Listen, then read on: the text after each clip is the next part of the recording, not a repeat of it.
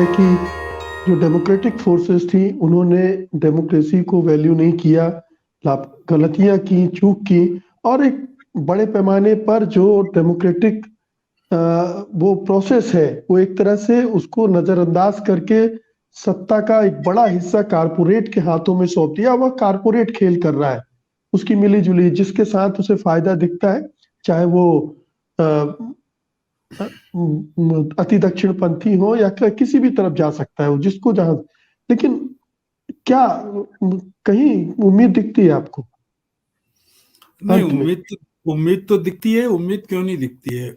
उम्मीद ये दिखती है कि ये केतन जी ने पैटर्न जैसे कहा कि बदल सकता ब्राजील है, में, चेंज हो सकता है। ब्राजील, जी जी, ब्राजील में का उन्होंने कहा कि मीडिया का रोल उन्होंने बताया, और लैटिन अमेरिकी देशों में जो अमेरिकी कॉरपोरेट्स हैं वो किस तरह से एक्सप्लॉइट कर रहे हैं चीजों को। जैसा रामचरण जी ने बहुत पुरानी किताब के बारे में बताया, confession of an economic hitman, कि किस तरह से वो अमेज़न के जंगलों में या गरीब देशों में, वो बहुत पुरानी बात है। अब जो कॉरपोरेट्स हैं वो जंगलों को साफ नहीं कर रहे हैं, वो पॉलिटिक्स पर कब्जा कर रहे हैं सब जगह की, चाहे वो फिर ब्राजील की पॉलिटिक्स हो या इंडिया की पॉलिटिक्स हो। मैं इस बात से सहमत हूँ खान साहब की कि जो डेमोक्रेसी है या डेमोक्रेटिक कंट्रीज हैं देश दुनिया में, लगातार कमजोर भी हो रही हैं और कम भी हो रही हैं, और अमेरिका उसका नेतृत्व कर रहा है। मतलब अमेरिका में अगर डेमोक्रेसी कमजोर होती है, आप मुझे बताइए कि जब ट्रंप आए हुकूमत में तो सबसे पहला कॉल उन्होंने क्या किया? America first.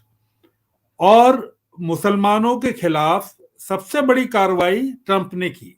वहां 6 देशों से मुसलमानों के लोगों के आने पर प्रतिबंध लगाया। ट्रंप का जो पूरी कवायद थी वो ये वही थी जो भारत में हिंदुत्व को लेकर है, ये सवर्णवाद को लेकर है, या जिस तरह से कि अगर ये लोग बढ़ते गए, माइनॉरिटीज बढ़ती गई, तो आप लोगों के लिए कोई गुंजाइश नहीं बचेगी। जो संसाधन है, चाहे नौकरी हो या रोजगार हो या धंधे हो या संपदा हो, उसमें इनकी शेयरिंग अगर लगातार बढ़ती गई तो आप लोग कमजोर होते जाएंगे। जो अमेरिका में चल रहा है वो ये है। तो अब जो स्थिति है, मैं एकेडमिकली बात नहीं कर रहा हूं, दो दो चीजें हैं। या तो जैसा कह रहे हैं खान साहब ने भी कहा कि डेमोक्रेटिक इंस्टीट्यूशंस को आप मजबूत करें। कौन करें मजबूत? आज तो जो कॉरपोरेट्स हैं वो हमारी डेमोक्रेसी के पैरामीटर्स को तय कर रहे हैं। वो तय कर रहे हैं कि मीडिया को कितनी आजादी मिलनी चाहिए। आप बताइए कि जो जिस तरह से मीडिया की फरोख्त हो रही है, खरीद फरोख्त हो रही है हिंदुस्तान में, या मीडिया का संचालन हो रहा है, तो डेमोक्रेसी को कौन चला रहा है? या कॉरपोरेट जो हैं जिनकी सरकार में इतनी बैठ हो गई है कि वो नीतियां तय कर रहे हैं।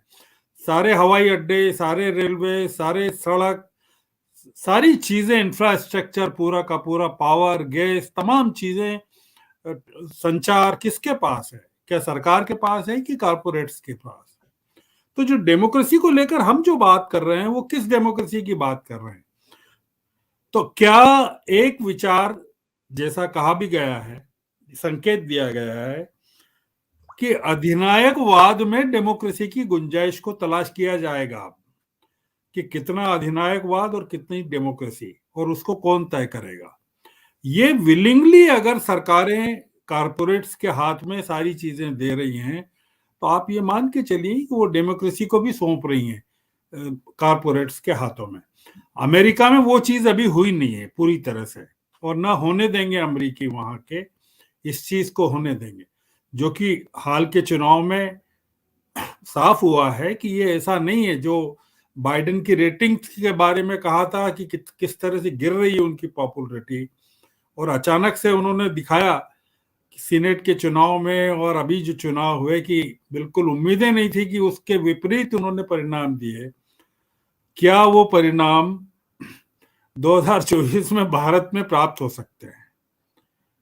क्योंकि कारपोरेट्स अगर वहां भी हावी हैं, फंडिंग में भी हावी हैं, चुनाव पर भी हावी हैं, विदेशी ताकतें भी अमेरिकी चुनाव को प्रभावित करती हैं, उसके बावजूद अगर डेमोक्रेसी वहां सांस लेने काबिल होती है तो क्या दुनिया के दूसरे देशों में भी वो संभव है कि नहीं? आपका सवाल ये है कि क्या मैं आशा करता हूं?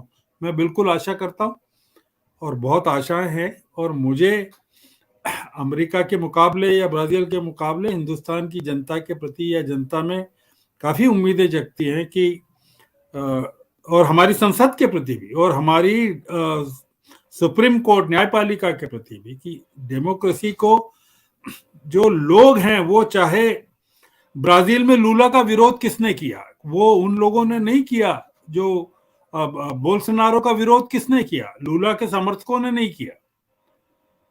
अगर आपने जिताया है लूला को तो बोल्सोनारो के लोग जब नेशनल कांग्रेस पर हमला कर रहे हैं या सुप्रीम कोर्ट पर हमला कर रहे हैं या प्रेसिडेंशियल पैलेस पर हमला कर रहे हैं तो जनता तो सामने आके उनको रोक नहीं रही है। तो जो एक ये इस तरह का पैसिव रेजिस्टेंस है वो डेमोक्रेसी की एक पहचान बन गया है कि लोग डेमोक्रेसी तो चाहते हैं, डेमोक्रेसी को बचाने के लिए कुछ नहीं करना चाहते। वो चाहते हैं कि डेमोक्रेसी को बचाने का काम डेमोक्रेटिक इंस्टीट्यूशंस करें, लोग नहीं करेंगे। तो लोग नहीं करेंगे तो फिर बचेगी कैसे?